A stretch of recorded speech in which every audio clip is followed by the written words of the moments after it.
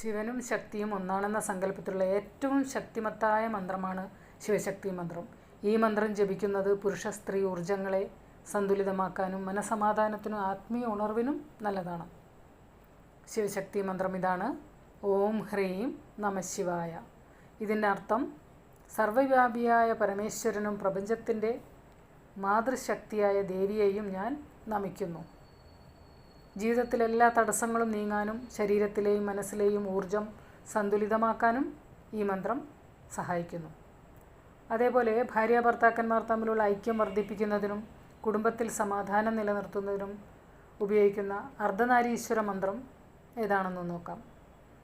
ഓം നമോ ഭഗവതേ ശിവശക്തിരൂപായ നമ. ഇതാണ് അർദ്ധനാരീശ്വര മന്ത്രം. രുദ്രാക്ഷമാല ഉപയോഗിച്ച് 108 തവണ രാവിലെയും വൈകുന്നേരവും ജപിക്കുന്നത് കൂടുതൽ ഫലം നൽകും.